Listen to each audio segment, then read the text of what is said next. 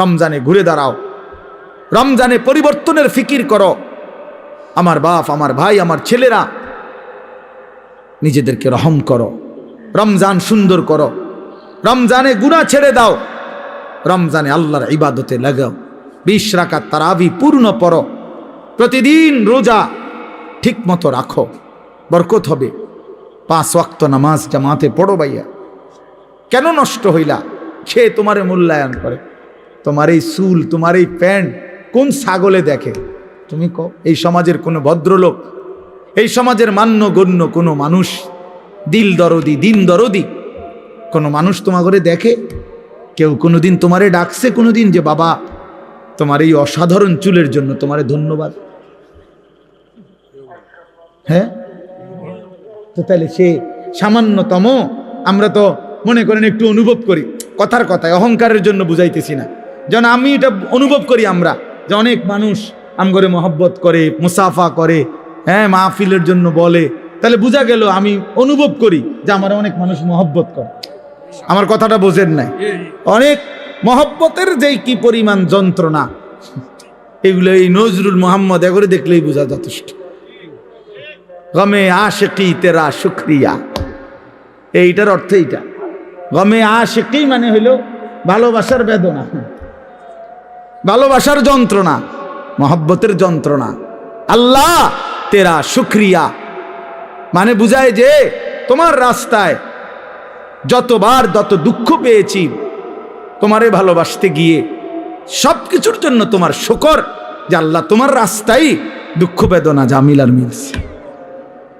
তো এই জন্য ভাইয়া তোমার তো এটা অনুভব করা উচিত, তোমার তো এটা ভাবা উচিত যে আমি যে প্রতিনিয়ত চুল পাল্টাইলাম, ডিজাইন পাল্টাইলাম, ফ্যাশন পাল্টাইছি, তো মানুষে আমারে কিতা কয়? আমি তো অনেক সময় বলি যে তোমাদের সমবয়সী ছেলেরা যখন তোমারে বলে দোস্ত তোরে সেরকম লাগে, তো তুই জিগাও না কা কি রকম? আমিও তো মানছি তোরে সেরকম লাগে, কিন্তু সেটা কেডা? মান হুয়া সে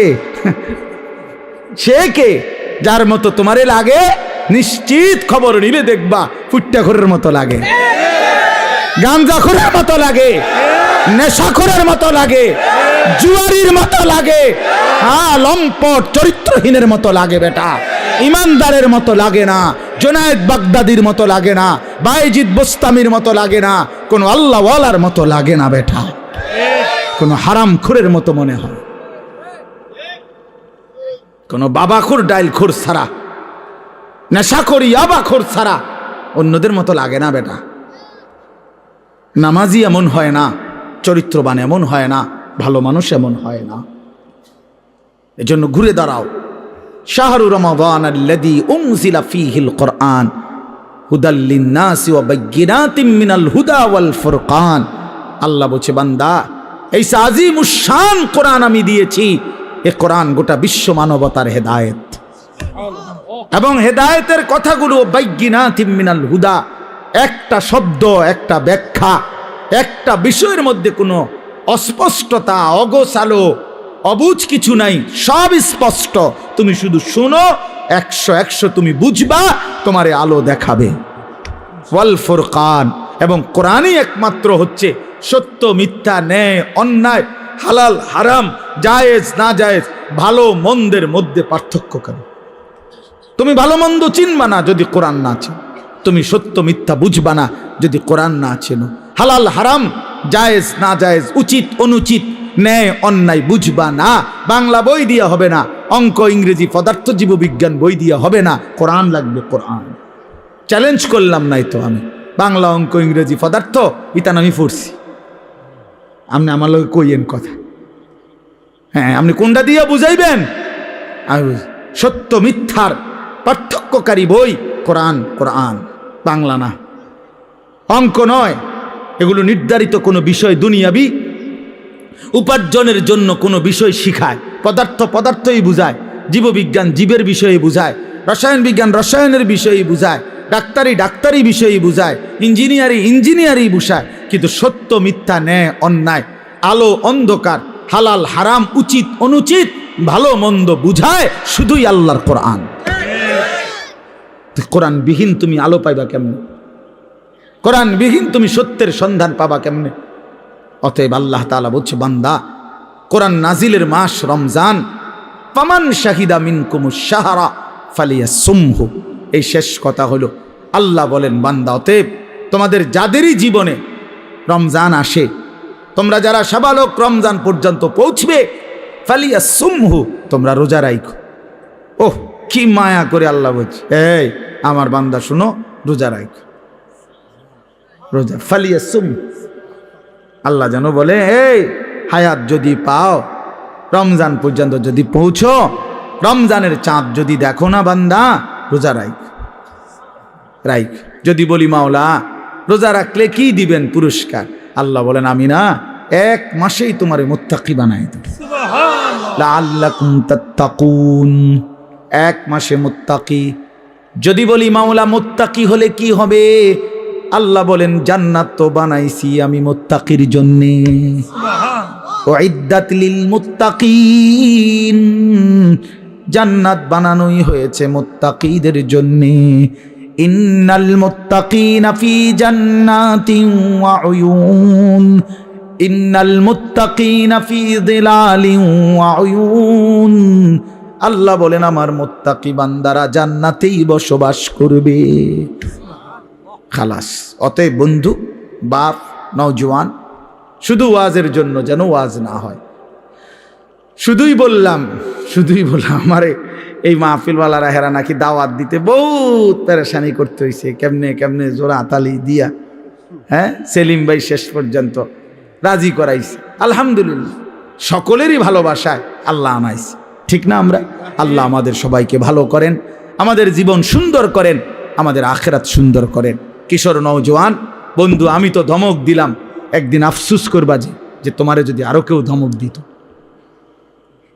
বলো নাই ভাইয়া, বোঝো নাই? আজ তো আমি ধমক দিছি, মনে করো আমি তোমারে ফিরাইতে চেষ্টা করছি, কিন্তু যে তোমারে ধমক দেয় না, ছেড়ে দিছে, সে তো তোমারে অন্ধকারে ছেড়ে দিছে তো তোমারে নাফরমানে। আমি তো ফিরাইতে চাচ্ছি, আমি তো ধমক দিয়ে আগাইতে চাইতেছি। যে দরদি হয় সে তো তার ছোট ভাইকে থাপ্পড় দেয়, আঘাত করে, মারে, ফিটটা হইলেও তারে গুনার রাস্তা থেকে ফিরায়। যে দরদি হয় না, সে রাগ করলে বলে, যা তার কপালতে খাক, যেটা মনে করে এটা করুক। এটাই কি উত্তম? আল্লাহ আমাদেরকে বুঝ দান করেন। একটি কথা পূর্ণ বুঝবার জন্য ধারাবাহিক মনোযোগ জরুরি। কোরআনুল কারীমের মধ্যে আছে, আল্লাহ তাআলা বলেন, ওয়াদাক্কির ফাইন্নাদ যিকরা তানফাউল মুমিনিন। আল্লাহ তাআলা বলেন, আপনি বারবার উপদেশ দিতে থাকেন। যাক্কির শব্দের অর্থ হলো বারবার, অর্থাৎ আপনি আপনার এই কথাগুলো বারবার বলতে থাকেন। ফাইন্নাদ যিকরা তানফাউল মুমিনিন, নিশ্চয়ই প্রত্যেকবার উল্লেখ করলেই, যতবারই বলবেন ততবারই ইমানদারদের উপকার হবে। এই 1 বার 2 বার 10 বার 50 বার শুনতে শুনতে, বলতে বলতে একসময় বিবেক জাগবে, অনুভূতি আসবে, ফিকির আসবে যে আহারে, আমারে বারবার বলতেছে, আমার প্রতি বারবার নারাজ হইতেছে, আমার তো আসলে বদলানো দরকার। তো একটা সময় তখন পরিবর্তন নসিব হয়। এই জন্য এটা খুব জরুরি, এই বারংবার প্রেসার দেওয়া, বারবার বলতে থাকা, বারবার বলতে থাকা। আম্বিয়ায়ে কেরাম, নবীগণ মানুষদেরকে বারবার আল্লাহর দিকে ডাকতেন। 950 বছর একটানা হযরত নূহ আলাইহিস সালাম একই এলাকার মানুষকে, একই অঞ্চলেই আল্লাহর দ্বীনের দাওয়াত দিয়েছে, এক জায়গাতে। আজকে চিটাগাং, কালকে সিলেট, পরশু খুলনা, এমন না, একই অঞ্চলের মানুষকে। মনে করেন একটা নির্ধারিত সীমারেখার ভেতরেই এই মানুষগুলোকেই তিনি 950 বছর বলে গেছে। হতাশ হন নাই, বলেই গেছে। আমাদের নবী সাল্লাল্লাহু আলাইহি ওয়াসাল্লাম যখন তায়েফের ময়দানে প্রথমবার কালেমার দাওয়াত দিছেন, তখন সবাই প্রত্যাখ্যান করছে, কেউ গ্রহণ করে নাই নবীজির কালেমা। কেউই ঈমান আনে নাই, বরং সবাই নিজেদের বাচ্চা ছেলে পেলেদেরকে লেলায় দিছে, পাথর মেরে আল্লাহর নবী সাল্লাল্লাহু আলাইহি সাল্লামকে তাড়ায় দিছে। কিন্তু কিছুদিনের ব্যবধানে ঠিক এই তায়েফ থেকেও অসংখ্য অগণিত লোক কালেমা পড়ে মুসলমান হয়েছে।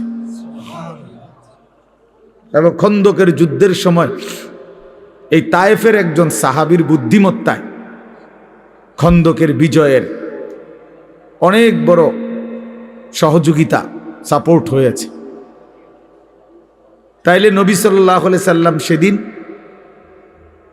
জিবরাইল ফেরেশতা এসে বলছিল, ইয়া রাসূলুল্লাহ, আপনি বললে পাহাড়ের ফেরেশতাকে বলে তায়েফবাসীকে দুই পাহাড়ের মাঝখানে ফেলে ধ্বংস করে দেয়, কেন তারা আপনার গা থেকে পবিত্র শরীর মুবারক থেকে রক্ত ঝরাইল? কিন্তু নবী সাল্লাল্লাহু আলাইহি সাল্লাম বলছেন, ইন্নী লাম উবআস লাআনান ওয়ালা গাদিবান, ইন্নামা বুইসতু রাহমাতান। বলছেন জিবরাইল, আমি অভিশাপ দিতে আসি নাই, আমি শুধুই কেবল রাগ করতে আসি নাই, ধ্বংস করতে আসি নাই, আমি এসেছি রহমত হয়ে।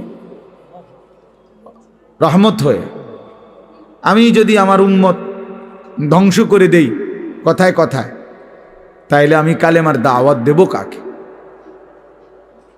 কাজেই তিনি বলছেন নবী সাল্লাল্লাহু আলাইহি সাল্লাম, জিবরাইল অপেক্ষা করো, আজ তারা ঈমান আনে নাই, ও চিরেই একদিন তাদের বংশধর, তাদের খানদানের কেউ হয়তো ঈমান আনবে।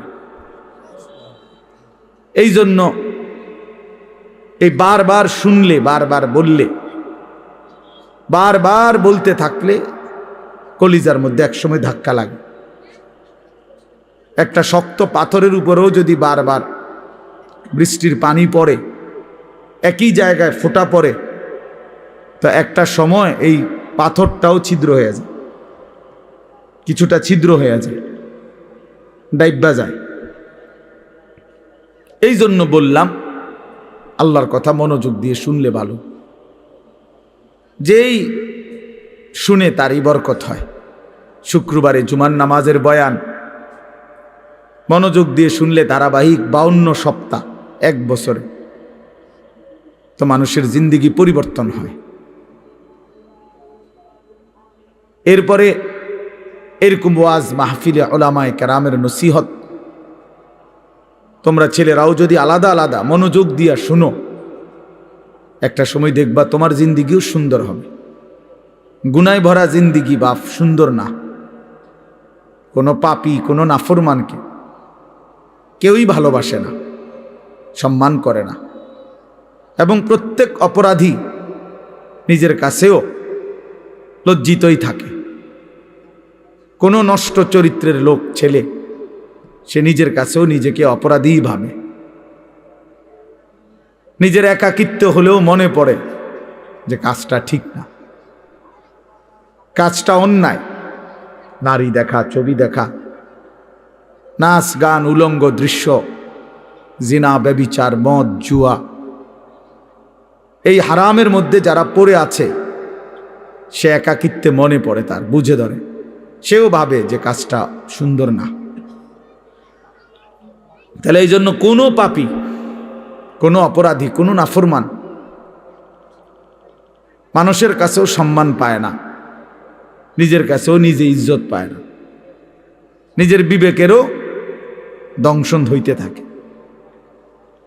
এই জন্য আমি বললাম, গুনাহ, নাফরমানি ইজ্জত দেয় না, সম্মান দেয় না, প্রিয় বানায় না, বরং কিতাবের মধ্যে আছে বুগদাতুন ফি কুলুবিল খালক, প্রত্যেক গুনাহ মানুষের অন্তরে ঘৃণা তৈরি করে। প্রত্যেকটি গুনাহের কারণে বান্দা আল্লাহ তাআলার রহমতের নজর থেকে দূরে সরে যায়, এবং একটা সময় বান্দা আল্লাহ তাআলার লানত, অভিশাপের যোগ্য হয়। ফলে তখন আল্লাহ যখন কারো উপরে লানত বর্ষণ করে, তো গোটা সৃষ্টি তাকে ঘৃণা করে। এই জন্য তোমরা ছেলেরা মনে রাখো, আমি আজকে ওই আসরের আগে এক জায়গায় বলছি এ কথাটা, তোমরা অনেক ছেলে আছো, একটা মিনিট ভাইবো এই কথাটা, যে তুমি মনে করো দিন রাত মোবাইলে নারী ছবি অশ্লীল দৃশ্য দেখো, কখনোই এক ওয়াক্ত নামাজ পড়ো না, কোনো দিন ফজরের নামাজ পড়ো না, নাচ গান নাটক সিনেমা ছবি এই নিয়েই তোমার রাত কাটে, দিন কাটে, সময় কাটে, অথচ কেউ তোমারে ডাকে না। তোমার মা, তোমার বাবা, তোমার গ্রামের কেউ, কারো তোমারে নিয়ে কোনো মাথা ব্যথা নাই যে ছেলেটা যে আমাদের চোখের সামনে নষ্ট হয়ে যাচ্ছে, চরিত্রহীন হয়ে যাচ্ছে, ফেরাইবার জন্য কারো চেষ্টা নাই, কারো মানসিকতায় নাই। কারণটা কি? তোমার দিকে কারো নজর নাই কেন? তোমার মা বাবা কারোই কোনো ফিকির নাই কেন? এর মূল কারণ হলো এইটাই, মনে রাখো, যে বুঝো বুঝলা, মনে রাখবা যে মূল কারণ হলো গুনাহ যখন মাত্রাতিরিক্ত হয়ে যায় তখন আল্লাহর লানত বর্ষিত হয়। আর তোমার উপরে আল্লাহর লানত পড়ছে দেখা, খোদার লানত, খোদার গজব পড়ছে দেখা আর তোমারে কেউ ডাকে না, তোমার দিকে কেউ ফিরেও চায় না, তোমার দিকে আর কেউ ফিরে চায় না। আহা, তোমারে আর কেউ বাঁচাইতে ফিরাইতে চেষ্টা করে না। এইটা হলো লানত, অভিশাপের বহিঃপ্রকাশ। নুয়াল্লিহি মা তাওয়াল্লা ওয়া নুসলিহি জাহান্নাম ওয়া সাআত মাসীরা। আল্লাহ বলছে, আমার রাসূলের বিরুদ্ধাচরণ যে করে, আমার ইমানদার মুমিন বান্দা যে পথে চলে, তার উল্টো পথে যে চলে, তো আমিও তাকে সেই উল্টো পথেই চালাইতে থাকি এবং এই উল্টো পথেই একদিন তাকে আমি জাহান্নামে ফেলে দেব। কোরআন শরীফের আয়াত। মানে আর কোনোদিন ভাও করবে না ওই এই নারী ছবি মদ জুয়া চুরি ডাকাতি জিনা ব্যভিচার সুদ ঘুষ সিটারি বাটপারি, এই শেষ, এই জিন্দিগি। এভাবেই একদিন মৃত্যু হয়ে যাবে আর ফেরেশতা একটা লাথি দিয়া জাহান্নামে ফেলে দেবে। যা, ফেরেশতা বলবে যা না ফরমান। এই জিন্দিগি আর ফিরবে না, ফিরার তৌফিক হবে না। এটা অভিশপ্ত জীবন, মালউন, অভিশপ্ত হইবে যারে কেউ ফিরায় না। আমি আজকেও বললাম, আমার মায়ের বয়স 75 বছর হইব, আমার আম্মার বয়স, আমার বয়স 44 বছর, আমার ওয়াজের বয়স আজকে প্রায় 21 বছর 22 বছর। আমার 4টা সন্তান আছে, তা আমার মা এখনো আমারে জিঙ্গায় ফুত নামাজ উঠছুন কসম আল্লাহ, এখনো জিজ্ঞাসা করে মা ফুত নামাজ উঠছুন। এখনো মা জিগায় ফুত চাইও মানুষেরে মাহফিলে যাইয়া টাকা পয়সা লইয়া কারোর লগে ঝামেলা করো না। এই বয়সেও বলেন, হ্যাঁ, মা তার সন্তানকে এখনো নজর রাখছে। মা বৃদ্ধ হয়ে গেছে, আমারও বয়স কম হয় নাই, আমিও তো সন্তানের বাপ। তো তোমারে কেউ ডাকে না কা? তোমার প্রতিদিন ফজরের নামাজ ছুটে যাচ্ছে, তোমার মাও ডাকে না, বাবাও ডাকে না, কারণ তোমার উপরে খোদার লানত পড়ছে। তোমার 1 মিনিট তোমার কল্পনার মধ্যে নারী ছাড়া, ছবি ছাড়া, মোবাইল ছাড়া তোমার সময় কাটে না। কেউ তোমারে ফিরায় না যে বাপ কিরে তুই এটা কি করতেছ, এটা তো ভালো না, এটা তো তোমার জন্য সুফল আনবে না। এই কথাটুকুও তোমার ঘরে যা বলে না, যাদেরকে কেন বলে না কেউ? তোমার উপরে খোদার লানত, তোমার উপরে আল্লাহর লানত, তুমি অভিশপ্ত। এই জন্য তোমারে আর কেউ ফিরায় না। নাহলে খামখেয়ালি মানুষে কতক্ষণ করে, দুষ্টমি মানুষ কতক্ষণ করে, হাসি ঠাট্টা মজাক আড্ডা কতক্ষণ করে মানুষ? কখনোই কি ফিরবার সময় হয় না? কখনোই কি মনে পড়ে না? এভাবে দিল মরে যায় মানুষের, কোনো দিনই নামাজ পড়বে না, এভাবে মানুষের অন্তর মুসলমানের মরে যায়। আস্তাগফিরুল্লাহ, এ তো বেঈমানের অন্তর। আল্লাহ নবী সাল্লাল্লাহু আলাইহি সাল্লাম এই জন্য বলছেন, মাসালুল্লাযী ইয়াযকুরু রাব্বাহু ওয়াল্লাযী লা ইয়াযকুরু রাব্বাহু মাসালুল হাইয়্যি ওয়াল মাইয়্যিত। নবীজি বলেন, যে আল্লাহ পাকের স্মরণ করে, জিকির করে, বন্দিগি করে, আর যে করে না, তো আল্লাহ নবী সাল্লাল্লাহু আলাইহি ওয়াসাল্লাম বলেন উভয়ের উদাহরণ হলো মাসালুল হাইয়্যি ওয়াল মাইয়্যিত, জীবিত এবং মৃত ব্যক্তির মতো। একজন জীবিত আর একজন মৃত। আল্লাহর গোলামি স্মরণ যার মধ্যে আছে, নবীজি বলছে সে জীবিত। আর আল্লাহর বন্দিগি যার মধ্যে নাই, আল্লাহর স্মরণ নাই, সে মৃত। সে মৃত। আল্লাহ নবী সাল্লাল্লাহু আলাইহি সাল্লাম বলেন, ইন্নাল্লাযী লাইসা ফি জাওফিহি শাইউম মিনাল কুরআন কাল বাইতিল খারিব। নিশ্চয়ই যার অন্তরের মধ্যে কিছু পরিমাণ কোরআনের জ্ঞান, কোরআন নাই, 10টা সূরাও পারে না, 5টা সূরাও পারে না, আল্লাহর কোরআনের কোনো ফিকিরে তার দিলের মধ্যে নাই, আল্লাহ নবী বলছেন ওই অন্তর হলো কাল বাইতিল খারিব, আলগা বাড়ি, সারা বাড়ির মতো। যেই বাড়ি মানুষ এখন আর বসতে কাজে ব্যবহার করে না, হয়তো এটা পুরান বাড়ি ছিল আগে, অন ভাঙ্গা টেঙ্গা গেছে, বেড়া টেরা ফুরিয়া গেছে, টিন খুইয়া গেছে, দরজা ভাঙ্গা গেছে, সারা বাড়ি আর কি, আলগা বাড়ি, বিরান ঘর, যে ঘরে আর থাকে না এখন। ফলে ওই ঘরে এখন কি থাকে? ওই ঘরে এখন কুত্তা থাকে, বিড়াল থাকে, সাপ থাকে, কেঁচো থাকে, এই সমস্ত প্রাণী থাকে, কুকুর বিড়াল থাকে, সাপ বিচ্ছু থাকে, এগুলো থাকে। আল্লাহ নবী সাল্লাল্লাহু আলাইহি সাল্লাম বলছেন, যে কলিজার ভিতরে আল্লাহর কোরআন নাই, ওই দিলের মধ্যে কুত্তা থাকে, ওই দিলের মধ্যে শূকর থাকে, ওই দিলের মধ্যে বিড়াল থাকে, ওই দিলের মধ্যে সাপ থাকে, বিচ্ছু থাকে, মানুষ থাকে।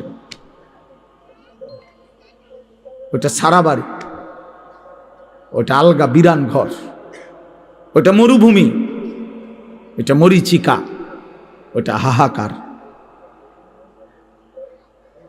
ফলে আর তার কোনো গন্তব্য নাই, জীবনের কোনো আগামাথা নাই, জিন্দেগির কোনো হিসাব কিতাব নাই। রাত হয় কখন, দিন হয় কখন, কোন নামাজের ওয়াক্ত আসে কখন, যায় কখন। জানোয়ারের আবার এত কিছুর দরকার কি? কুত্তা এগুলা দিয়া করবে কি? শুকরে এগুলা দিয়া করবে কি? তাহলে মানুষরূপী যেই জানোয়ার আল্লাহকেই ভুলে গেছে, হ্যাঁ, এই জানোয়ারের রাত কি আর দিন, এই জানোয়ারের শুক্রবার কি আর শনিবার কি, এই হাইওয়ানের আবার জীবন কি? সারাক্ষণ একই রকম, সব দিন বরাবর, সব মাস বরাবর। আমরা হিসাব করি আলহামদুলিল্লাহ। আমার বয়ান এখানে, তা আমরা হিসাব করি, মাহফিল দেরি হোক, কিন্তু ঠিকই আমরা মাগরিবের নামাজ মসজিদে কংসনগর জামাতের সাথেই পড়ছি, তারপরে আসছি। অর্থাৎ হিসাব মিলাতে হবে জিন্দিগির, আমার জিন্দিগির আমার টার্গেট থাকতে হবে যে হাজার ব্যস্ত আমি, লক্ষ কোটি ব্যস্ততা হোক, কিন্তু আমি নামাজ ছুটবে কেমনে? আবার এটা কোনো যুক্তি হইতে পারে না। মুসলমানের নামাজ ছুটে কেমনে? নামাজবিহীন মুসলমান থাকে কেমনে? তার পরিচয় মুসলমান কিভাবে হয় ভাইয়া? ফারকুমা বাইনানা ওয়া বাইনাল কুফরে আসসালাহ। নবীজি বলছে আমাদের মাঝে আর বেঈমান কাফেরের মাঝে পার্থক্য নামাজ। আল্লাহ নবী সাল্লাল্লাহু আলাইহি ওয়াসাল্লাম বলেন, মান তারাকা সালাতাম মুতাআম্মিদান ফাকাদ কাফারা। যে ইচ্ছে করে নামাজ ছেড়ে দিল সে যেন বেঈমান হয়ে গেল। ফাকাদ কাফারা, সে কুফরি করল। স্পষ্ট হাদিস। আল্লাহ নবী সাল্লাল্লাহু আলাইহি ওয়াসাল্লাম বলেন, আস-সালাতু ইমাদুদ্দিন, নামাজ হচ্ছে দ্বীনের খুঁটি। মান আকামাহা ফাকাদ আকামাদ-দ্বীন, যে নামাজ জারি রাখলো সে যেন তার পুরা দ্বীন চালু রাখলো। ওমান হাদামাহা ফাকাদ হাদামাদ-দ্বীন, যে নামাজ নষ্ট করে দিল সে তার পুরা দিন নষ্ট করে দিল। আল্লাহ কোরআনে বলছে ইন্নাস সালাতা তানহা আনিল ফাহশাই ওয়াল মুনকার, নিশ্চয়ই একমাত্র নামাজ যাবতীয় অশ্লীলতা, অসভ্যতা, বেহায়াপনা, অপরাধ থেকে বিরত রাখে। এজন্য সাফ কথা বেটা, কোন বেনামাজি ভদ্র হইতে পারে না। বেনামাজি মানে অসভ্য বেটা, বেনামাজি মানে কুত্তার জিন্দেগি, কুত্তার জিন্দেগি মনে। হ্যাঁ জোরে বল বেটা, তোরা যারা নামাজ পড়স না লজ্জা থাকলে বলিস। আর বেহায়া যদি হাসো বেনামাজি হবার পরেও তো মনে রাখো তোর ব্রেনে সমস্যা, তোর মাথার তার সিরা, তুই পাগল মাতাল, তুই মানুষও না জানোয়ারও না, তোর কোনো অনুভূতিই নাই বেটা, বিবেকে নাই বেটা, তুই জানোস না তোরে বানাইছে কে বেটা, তুই পাগল না ছাগল এটাও জানোস না বেটা। কিসের মা কিসের বাপ, বেনামাজির কি আর মা কি তা বাপ কি তা, বেনামাজির কিসের আল্লাহ কিসের রাসূল, কিচ্ছু নাই, হেতেই হেতে। তার আবার মা কিভাবে হবে, সে তার মা তো মুসলমান, তার বাবা তো মুসলমান, সে তো তার বাবাকে চিনে না, সে তো তার মায়ের ইজ্জত বোঝে না। অতএব বেনামাজি অনেকটা বেওয়ারিশের মতো, লাওয়ারিশ। এজন্য বন্ধু মনে রাখো, নিজের হিসাব মিলানো, নিজেকে বুঝা, নিজেকে চিনা অনেক বড় সম্পদ, অনেক বড় নিয়ামত। এজন্য হাসি দিয়ে উড়াই দিও না। এক হুজুর সুন্দর বলছে, শুধু এটাই ভেবো না যে হুজুর ভালোই বলছে, না ভাইয়া, তুমি ভাবো তোমার জিন্দেগি এত অধপতন কেন। একেবারে সামান্য একটা বিষয়, আমরা এখন 5 রাকাত নামাজ পড়ছি মাগরিব, কত 10 মিনিট সময় লাগছে, খালাস, সমস্যা কি? 4 রাকাত ফজরের নামাজ পড়তে কত 10 মিনিট সময় লাগে, এটা এত কঠিন কিছুই না, কিছুই না, এটা কঠিন, কোনো কঠিন হতেই পারে না এটা। কোরআন শরীফ আছে ইউরিদুল্লাহু বিকুমুল ইউসরা ওয়ালা ইউরিদু বিকুমুল উসরা, আল্লাহ বলে বান্দা আমি আল্লাহ তোমাদেরকে সব বিষয়ে সহজ করতে চাই, কোনোভাবেই বান্দা আমি তোমার উপরে কঠিন কিছু চাপায় দিতে চাই না। মা জাআলা আলাইকুম ফিদ্দীনি মিন হারাজ, আল্লাহ বলেন আমি আল্লাহ দ্বীনের নামে, ইসলামের নামে, কোরআনের নামে আমার কোনো শরীয়ত, আমার কোনো বিধান আমি এমন একটাও বানাই নাই যেটা হারাজ, কষ্ট হয়ে যাবে, মুসিবত হয়ে যাবে, অনেক বড় পেরেশানি হয়ে যাবে তোমার জন্য, না না, আমি এমনটা বানাই নাই। মা জাআলা আলাইকুম ফিদ্দীনি মিন হারাজ। আল্লাহ নবী সাল্লাল্লাহু আলাইহি ওয়াসাল্লাম বলছেন আদ-দীনু ইউসরুন, দিন সহজ, ইসলাম মানা সহজ, সহজ, একেবারেই সহজ। স্বাভাবিক তালেই আমার শায়েখ আল্লামা মুফতি মুশতাকুন নবী কাসেমি হুজুর সেদিন আমাদের মাদ্রাসায় কিশোর যুব ইসলাহি মজলিসে, আমরা আলাদা 16 বছর থেকে 30 বছর বয়সী পর্যন্ত ছেলেদের আলাদা ইসলাহি মজলিস করছিলাম আমার মাদ্রাসায়। 8ই ফেব্রুয়ারি প্রায় 600-র মতো ছেলে উপস্থিত হয়েছিল, শুধু ছেলে, সব নওজোয়ান। হুজুর সেখানে বলছিলেন এই ব্যাপারে বিস্তারিত, যে আমাদের জীবনের 2টা অংশ, একটা হলো দুনিয়া, আরটা হলো আখেরা। দুনিয়ার জন্য আমাকে করতে হবে কর্ম, আখেরাতের জন্য আমাকে পালন করতে হবে ধর্ম। এই আমার জিন্দেগি। দুনিয়ার জন্য আমি কর্ম করব, আখেরাতের জন্য আমি ধর্ম পালন করব। কর্ম এবং ধর্ম এই আমার জিন্দেগি। কিন্তু হুজুর বলছেন দুনিয়া স্বল্প সময়ের, আখেরাত অনন্তকালের। কিন্তু আল্লাহ পাক দয়া করে অনন্তকালের আখেরাতের জন্য ধর্মের বিধান দিছেন সামান্য, সামান্য সময়ের দুনিয়ার জন্য কর্মের সুযোগ দিছেন অনেক বেশি, অনেক বেশি। ফজরের 4 রাকাত নামাজ 10 মিনিট, আবার 1:30 জোহরের নামাজ আবার 20 মিনিট, তাইলে ওইখান দিয়া 20 মিনিট, এখান দিয়া 30 মিনিট, 10 মিনিট, এই আধা ঘন্টা। ফজরের জামাত হয় যদি 6টায়, জোহরের জামাত 1:30টায়, মাঝখান দিয়া 7টা, 8টা, 9টা, 10টা, 11টা, 12টা, 1টা, 7.5 ঘন্টার মাথায়। তাহলে 7.5 ঘন্টা বা 7 ঘন্টাই ধরো, ঠিক আছে, 7 ঘন্টা আল্লাহ বলছে বান্দা সামান্য দুনিয়া, কিন্তু যাও সময় বেশি দিছি, যাও তবুও করো, সমস্যা নাই, 7 ঘন্টা করো।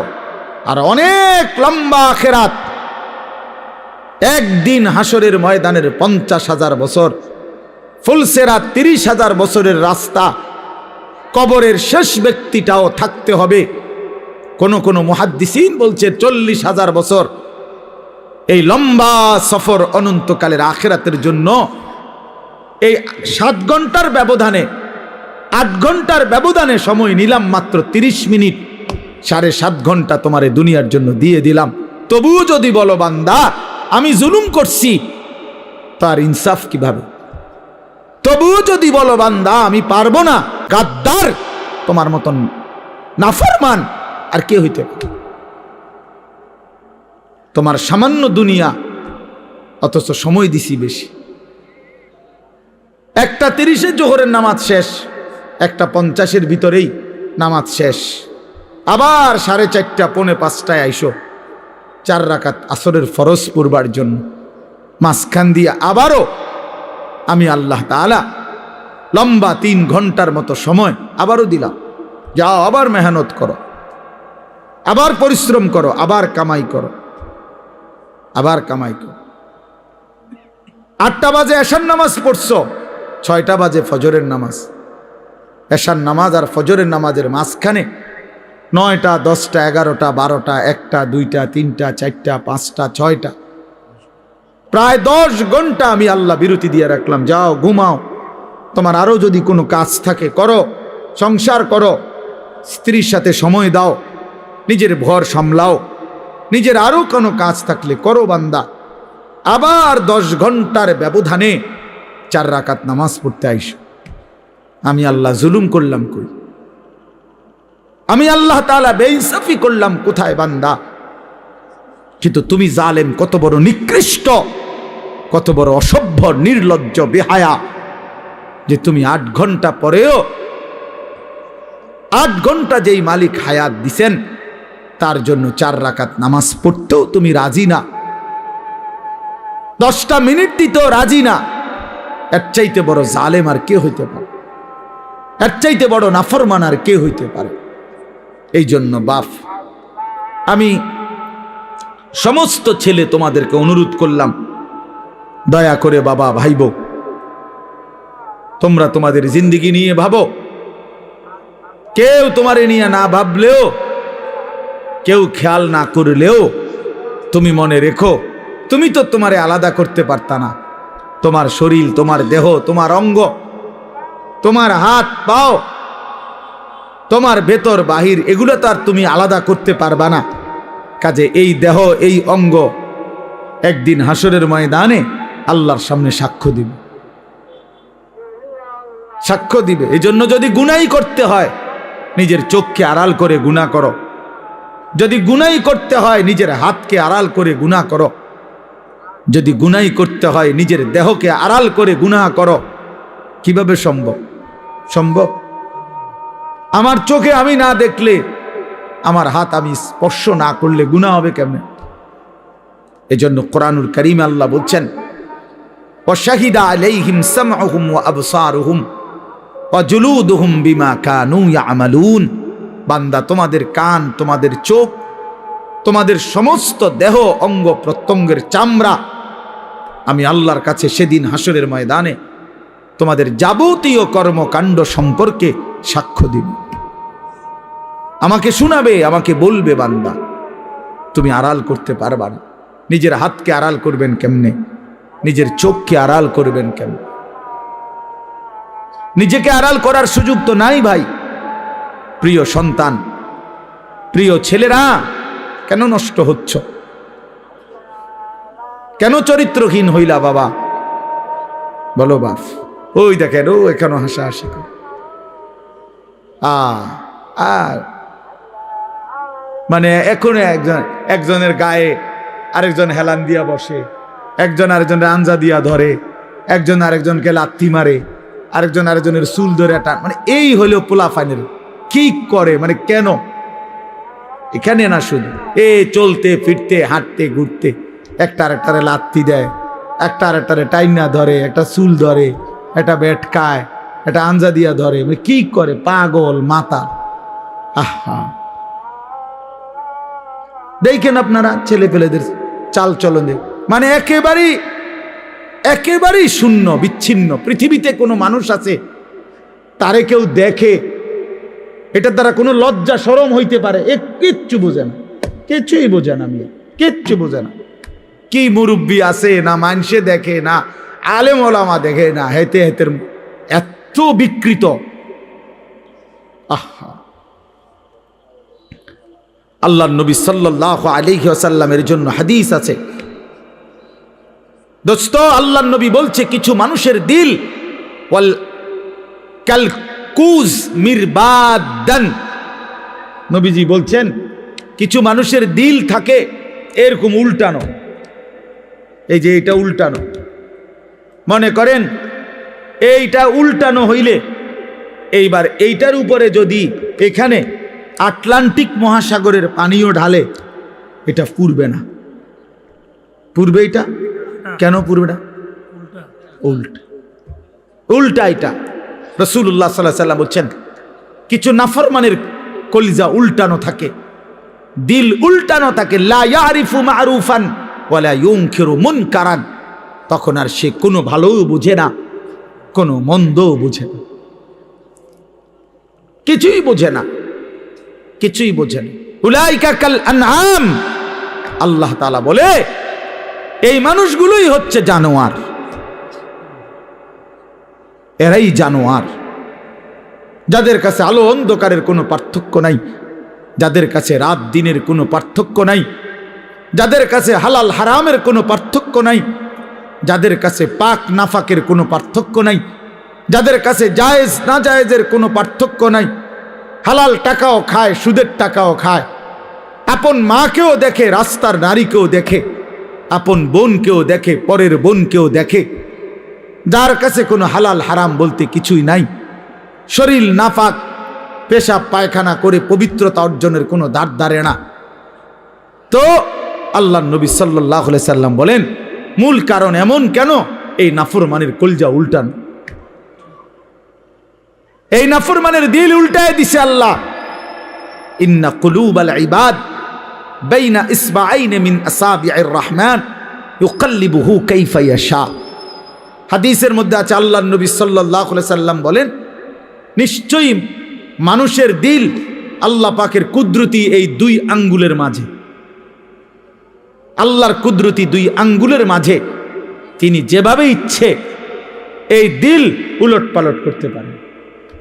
এই জন্য আমাদের নবী সাল্লাল্লাহু আলাইহি সাল্লাম ভাইয়া, নবীজি 5 ওয়াক্ত নামাজের পরে একটা দোয়া করতেন, অনেকগুলো দোয়ার মধ্যে এটাও একটা দোয়া নবীজি নিয়মিত করতেন, ইয়া মুকাল্লিবাল কুলুব সাব্বিত কলবি আলা দীন। হে অন্তর সমূহের উলট পালটকারী, আপনি আমার দিলটা আপনার দ্বীনের উপরে মজবুত রাখেন।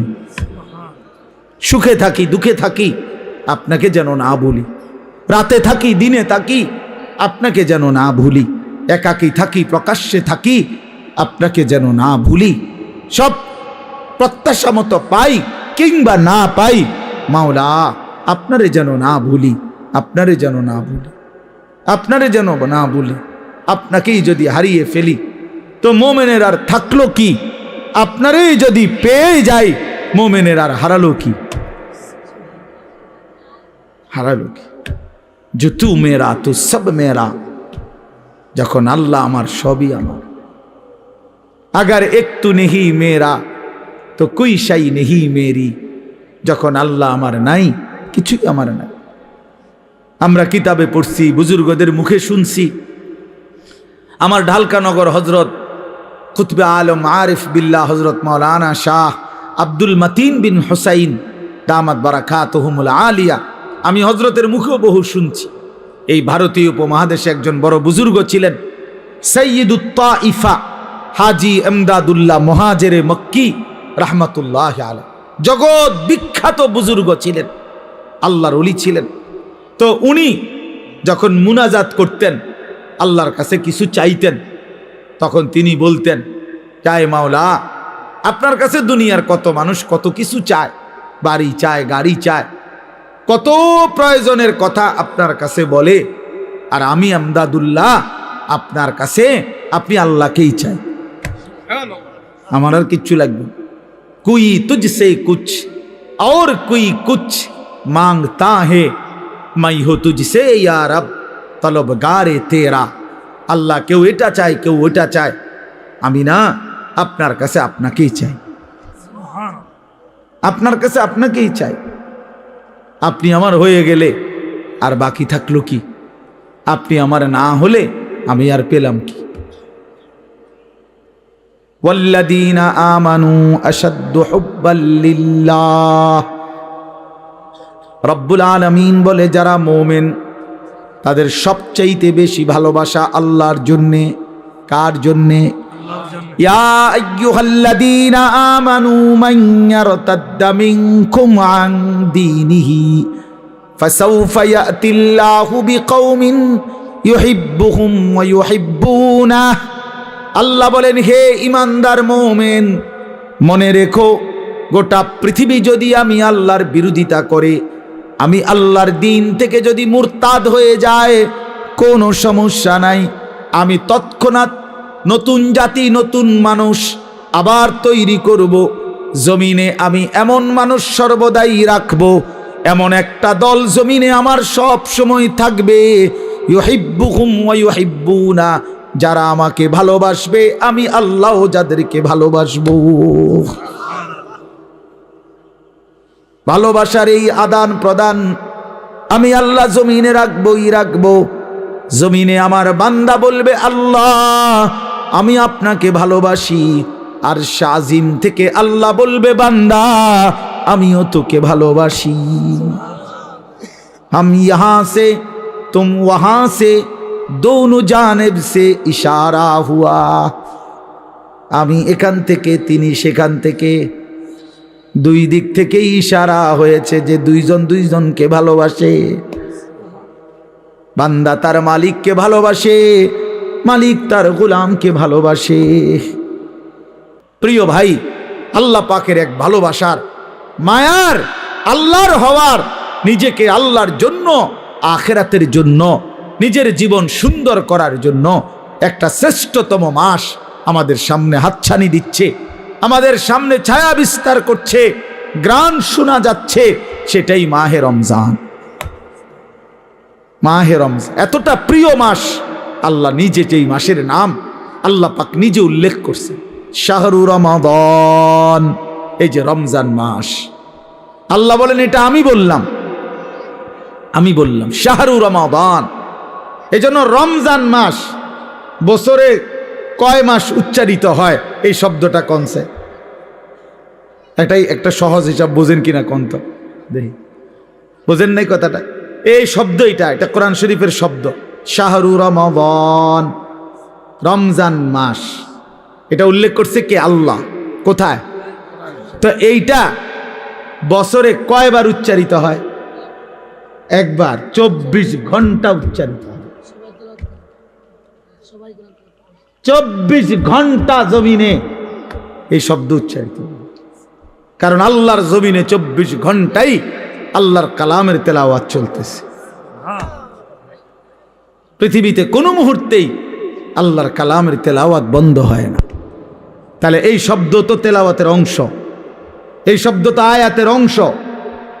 সূরা বাকারা, কোরআনুল কারীমের দ্বিতীয় সূরার 185 নম্বর আয়াত, শাহরু রমাদান, রমজান মাস। কোন মাস? উল্লেখ করেছেন আল্লাহ, মাসের নাম রমজান। যিনি উল্লেখ করলেন তিনি রহমান, নাজিল করলেন কোরআন। গ্রহণ করবে যারা তারা মুসলমান। শাহরু রমাদান আল্লাযী উনজিলা ফীহিল কোরআন। আল্লাহ বলে, বান্দা শুনো, রমজান মাস চিনেছো কিনা বান্দা? সেটা সেই মাস যে মাসে আমি আল্লাহর কোরআন নাজিল করা হয়েছে। আল্লাহ বলেন, যেদিন কোরআন নাজিল হয়েছে সেই বরকতে রমজান দামি হয়েছে। কোরআন নাজিল হয়েছে সেই কারণে লাইলাতুল কদর দামি হয়েছে। প্রত্যেক বছর সবে কদর কোরআন নাজিল হয় না, কিন্তু ওই এক রাতে কোরআন নাজিল হয়েছিল সবে কদর। ফলে অনন্তকালের জন্য ওই রাত যতবারই ফিরে আসে ততবারই দামি হয়। ওই এক বছরই শুধু রমজানে কোরআন নাজিল হয়েছিল। এখন তো আর কোরআন নাজিল হয় না, নবীজি তো নাই, কিন্তু ওই এক মাস কোরআন নাজিল হয়েছে যেই মাসে, সেটা যতবার ফিরে ফিরে আসবে ততবারই দামি হতে থাকবে। শাহরু রমাদান, ওই দেখেন ওই অপদার্থ, এই হাইওয়ান দেখছেন, এই যে এতক্ষণ খুঁজা পাইছেন না তো, এখন দেখেন এই হাইওয়ান কাহাকে বলে। এই দেখেন এত নির্লজ্জ কিছু ছেলে আছে, এত অসভ্য, এত শক্ত অসভ্য এগুলো। মানে তার কথা হলো, হুজুর তোমার বাপেও যদি বলে আমি মোবাইল ছাড়তাম না, তোর আব্বা যদি কয় হুজুর তোর বাপ কবরের থেকে আইয়া কইলো আমি শুনি, আমি আমার বাপের কথাই শুনি না, তোর কথা শুনবো কিতাম বেড়া হুজুর, তুই কেডা বেড়া?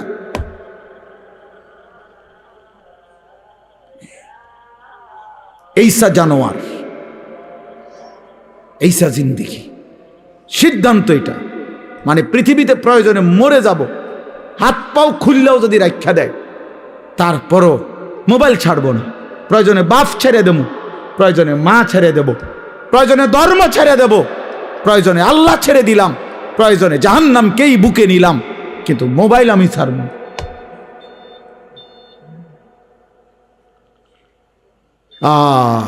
কলিজা যার পাথর, জিন্দিগি যার পাথর হয়ে গেছে, তাদের তারা এটা মানায়। আপনি নাহলে চিন্তা করেন না তার সাহসটা কত। এতগুলো মানুষ আমরা মনোযোগ দিয়ে শুনতেছি, সে এই অবস্থাতে কাইত হইয়া মোবাইলে টিপতেছে। হায় হায় অপদার্থ রে! আমি ছেড়ে দেওয়ার মানুষ না, আমি ছেড়ে দই না মানুষ, এটা আমার সিদ্ধান্ত জিন্দিগি। যেদিন কইতে পারি, যেদিন কইতে পারি, মাগার বলে যাব শক্তভাবে, হিসাব আমার। যদি কোনোদিন আর বলতে না পারি, না পারলাম খালাস। আমি জনপ্রিয়তা দিয়া কি করবো? আমি কি ভোটে খারাইছি না? তো আমি কি আমার ভোটা, আমি ভোটার টোয়াই নেই, আমি জনপ্রিয়তা দিয়া করব কি? বোঝেন নাই আমার কথা? আমি তো ইলেকশনে খারাইছি না, আমার এই মানসিকতাও নাই, তো আর আমার সমস্যা কি? আমার শুধু বলে যাওয়া, আল্লাহর কথা ফেরি করা, ফেরি করা, বলতে থাকা, যেখানে সুযোগ হয়, যেটুকু সুযোগ হয় আল্লাহর কথা বলা বলা। কবি আরশ पर कभी फरश पर, कभी उनके दर कभी दर बदर, गमे आशिकी तेरा शुक्रिया, मैं कहाँ कहाँ से गुजर गया, कभी रास्तू में तन्हा, कभी हो गुरूद सहरा, मैं जुनू का हम सफर हो, मेरा कोई घर नहीं। আল্লাহর পথে যে ডাকে তার কোনো ঘর হয় না। এই উঠানামা দৌড়, ওই হল্লোর। আমি সকাল 7টা বাজে আসছি সিলেট থেকে, 12টার দিকে উঠতেই আমার বিবিরে বললাম 1 কাপ চা। খালাস, কই যাইতেছে জায়গা, ওর বাইরে গেছে। চলো ভাইয়া, জিন্দিগি চলতে থাকে, বিশ্রাম হবে ইনশাআল্লাহ যেদিন কবরে পৌঁছবে সেদিন, আরাম হবে যেদিন জান্নাত হবে সেদিন।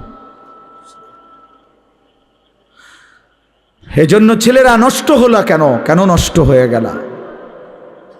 তাহলে মাহে রমজান, আল্লাহ আমার কথা শেষ। আল্লাহ বলছে বান্দা এটা আমার মাস, রমাদানু শাহরুল্লাহ। নবীজি বলছে রমজান আল্লাহর মাস, রমজান আল্লাহর মাস, রমজান আল্লাহর মাস। প্রিয় বন্ধু, রমজান সামনে, আল্লাহ কোরআন নাজিল করেছেন, কোন এক রাত্রে নাজিল করছেন, অথচ অনন্তকালের জন্য ওই এক রাত যতবারই ফিরে আসে ততবারই দাম। কোন এক বছর না রমজানে নাজিল হইছে, বোঝেন নাই কথাটা? প্রত্যেক বছরই কি রমজানে কোরআন নাজিল হয়? কিন্তু ওই কোন এক মাসে নাজিল হইছে, সেই 610 খ্রিস্টাব্দে নবী সাল্লাল্লাহু আলাইহি সাল্লামের বয়স যখন 40 তখন। কিন্তু এরপরে তো 1450 বছর চলে গেছে। 1450 বছর ধরে যতবার রমজান ফিরে ফিরে আসে ততবার কোরআন রমজানকে দামি বানায় দেয়।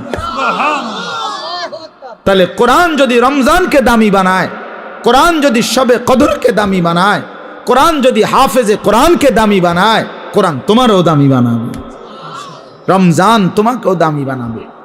তুমি কদর করো, তুমি কদর করো ভাইয়া।